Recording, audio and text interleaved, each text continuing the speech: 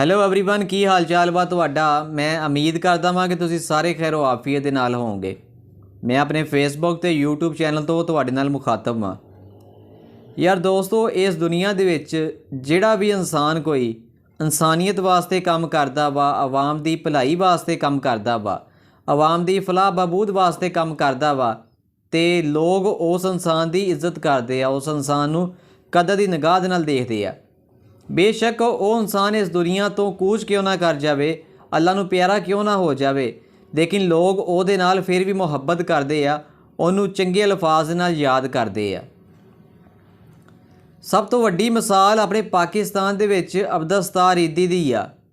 अब्दुलसत्तार ईदी नू तकरीबन 7 साल हो गए इस दुनिया तो गए हुए नू, लेकिन हजे भी अब्दुलसत्तार ईदी दा नाम सारे पाकिस्तानी जिहड़े अदब दे नाल लैंदे आ, क्योंकि अब्दुलसत्तार ईदी ने सारी जिंदगी आवाम की फलाह बहबूद वास्ते, आवाम की भलाई वास्ते गुजारी है।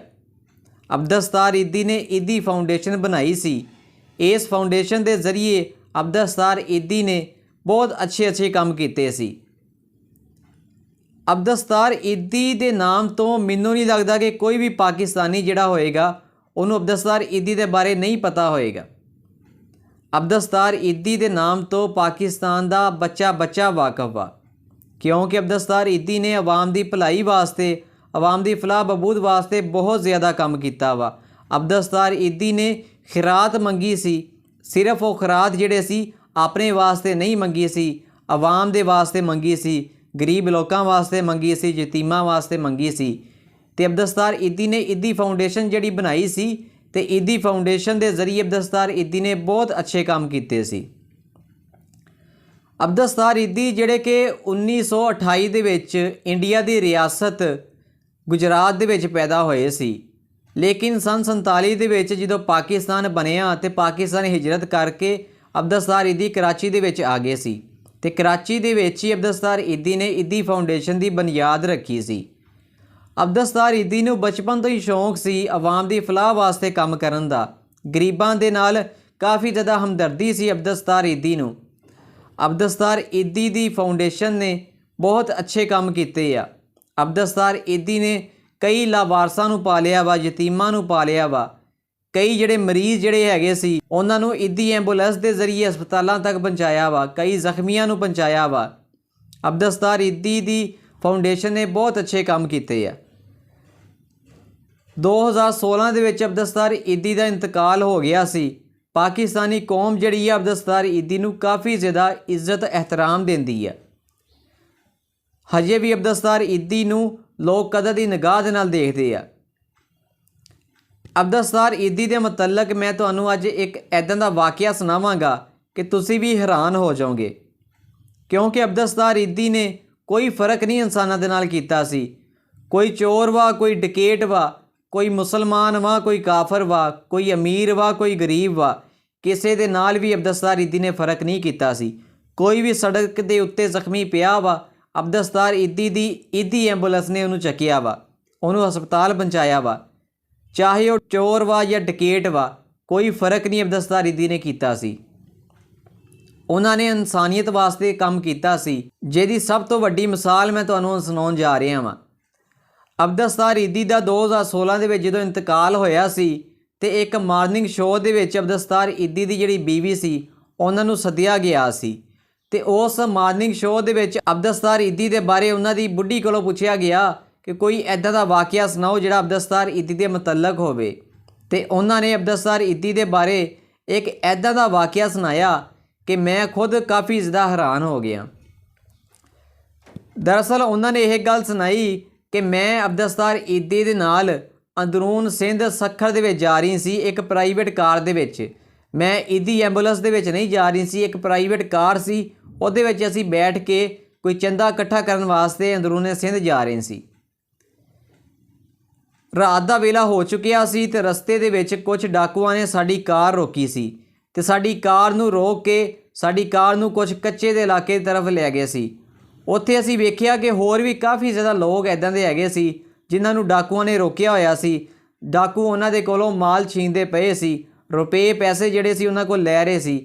साडी कार दी भी तलाशी लई ते कार दे विचों जो कुछ उन्हां नूं मिलिया ਅਬਦਸਤਾਰ ਈਦੀ ਦੀ ਜੇਬਾਂ ਵਿੱਚੋਂ ਜੋ ਕੁਛ ਉਹਨਾਂ ਨੂੰ ਮਿਲਿਆ ਉਹ ਸਾਰਾ ਕੁਛ ਉਹਨਾਂ ਨੇ ਜ਼ਬਤ ਕਰ ਲਿਆ, ਸਾਡੇ ਕੋਲ ਲੈ ਲਿਆ। ਉਸ ਤੋਂ ਬਾਅਦ 'ਚੋਂ ਅਬਦਸਤਾਰ ਈਦੀ ਦੀ ਬੀਵੀ ਗੱਲ ਸੁਣਾਉਂਦੇ ਆ ਕਿ ਜਦੋਂ ਅਬਦਸਤਾਰ ਈਦੀ ਦੇ ਜੇਬਾਂ ਦੇ ਵਿੱਚ ਤਲਾਸ਼ੀ ਲੈ ਰਿਹਾ ਸੀ ਚੋਰ, ਤੇ ਚੋਰ ਦੀ ਨਿਗਾਹ ਜਿਹੜੀ ਅਬਦਸਤਾਰ ਈਦੀ ਦੇ ਚਿਹਰੇ ਦੀ ਤਰਫ ਜਦੋਂ ਪਈ, ਉਹਨੇ ਟਾਰਚ ਦੇ ਨਾਲ ਅਬਦਸਤਾਰ ਈਦੀ ਦਾ ਜਦੋਂ ਚਿਹਰਾ ਵੇਖਿਆ ਤੇ ਉਹ ਕਾਫੀ ਜ਼ਿਆਦਾ ਘਬਰਾ ਗਿਆ। ਉਸ ਚੋਰ ਨੇ ਅਬਦਸਤਾਰ ਈਦੀ ਦੇ ਕੋਲੋਂ ਇਹ ਗੱਲ ਪੁੱਛੀ ਕਿ ਤੁਸੀਂ ਅਬਦਸਤਾਰ ਈਦੀ ਤੇ ਨਹੀਂ ਹੈ ਕਿਤੇ। ਜਦੋਂ ਅਬਦਸਤਾਰ ਈਦੀ ਨੇ ਆਪਣਾ ਤਾਰਫ ਕਰਵਾਇਆ ਕਿ ਮੈਂ ਅਬਦਸਤਾਰ ਈਦੀ ਹਾਂ, ਤੇ ਚੋਰ ਕਾਫੀ ਜ਼ਿਆਦਾ ਘਬਰਾ ਗਿਆ। ਚੋਰ ਨੇ ਅਬਦਸਤਾਰ ਈਦੀ ਦੇ ਕੋਲੋਂ ਮਾफ़ੀ ਮੰਗੀ। ਚੋਰ ਨੇ ਅਬਦਸਤਾਰ ਈਦੀ ਨੂੰ ਇਹ ਕਿਹਾ ਕਿ ਸਰ ਸਾਨੂੰ ਮਾफ़ ਕਰ ਦਿਓ, ਸਾਡੇ ਕੋਲ ਬਹੁਤ ਵੱਡੀ ਗਲਤੀ ਹੋ ਗਈ ਆ। ਤੇ ਉਸ ਚੋਰ ਨੇ ਆਪਣੇ ਨਾਲ ਦੇ ਚੋਰਾਂ ਨੂੰ ਵੀ ਇਹ ਗੱਲ ਕਹੀ ਕਿ ਦੇਖੋ ਇਹ ਅਬਦਸਤਾਰ ਈਦੀ ਆ। ਤੇ ਉਸ ਚੋਰ ਨੇ ਇਹ ਵੀ ਹੁਕਮ ਦਿੱਤਾ ਕਿ ਜਿੰਨੇ ਵੀ ਲੋਕ ਇੱਥੇ ਖੜੇ ਆ ਸਾਰਿਆਂ ਨੂੰ ਉਹਨਾਂ ਦਾ ਮਾਲ ਵਾਪਸ ਕਰ ਦਿੱਤਾ ਜਾਵੇ। ਤੇ ਇਸੇ ਤਰ੍ਹਾਂ ਹੋਇਆ। ਸਾਰੇ ਚੋਰਾਂ ਨੇ ਜਿਹੜਾ ਮਾਲ ਲੋਕਾਂ ਦੇ ਕੋਲੋਂ ਜ਼ਬਤ ਕੀਤਾ ਸੀ, ਖੋਇਆ ਸੀ ਲੋਕਾਂ ਦੇ ਕੋਲੋਂ, ਸਾਰਾ ਮਾਲ ਉਹ ਵਾਪਸ ਕਰਤਾ। ਉਸ ਤੋਂ ਬਾਅਦ 'ਚੋਂ ਅਬਦਸਤਾਰ ਈਦੀ ਦੀ ਕੋਲੋਂ ਮਾफ़ੀ ਮੰਗ ਕੇ ਜਦੋਂ ਅਬਦਸਤਾਰ ਈਦੀ ਜਾਣ ਲੱਗੇ ਤੇ ਉਸ ਚੋਰ ਨੇ ਦੁਬਾਰਾ ਅਬਦਸਤਾਰ ਈਦੀ ਨੂੰ ਆਵਾਜ਼ ਦਿੱਤੀ ਤੇ ਅਬਦਸਤਾਰ ਈਦੀ ਨੂੰ ਉਹਨਾਂ ਨੇ ਖਰਾਦ ਦੇ ਤੌਰ ਤੇ 20 ਲੱਖ ਰੁਪਈਆ ਉਸ ਟਾਈਮ ਦਿੱਤਾ। ਅਬਦਸਤਾਰ ਈਦੀ ਵੀ ਕਾਫੀ ਜ਼ਿਆਦਾ ਹੈਰਾਨ ਹੋਏ। ਅਬਦਸਤਾਰ ਈਦੀ ਨੇ ਉਹ ਚੋਰਾਂ ਨੂੰ ਇਹ ਕਿਹਾ ਕਿ 20 ਲੱਖ ਤੁਸੀਂ ਰਹਿਣ ਦਿਓ, ਸਾਨੂੰ ਐਸੇ ਹੀ ਜਾਣ ਦਿਓ। ਲੇਕਿਨ ਉਸ ਚੋਰਾਂ ਨੇ ਕਾਫੀ ਜ਼ਿਆਦਾ ਅਸਰਾਰ ਕੀਤਾ, ਜਿਹਦੀ ਵਜ੍ਹਾ ਤੋਂ ਅਬਦਸਤਾਰ ਈਦੀ ਨੇ ਉਹ ਪੈਸੇ ਲੈ ਲਏ।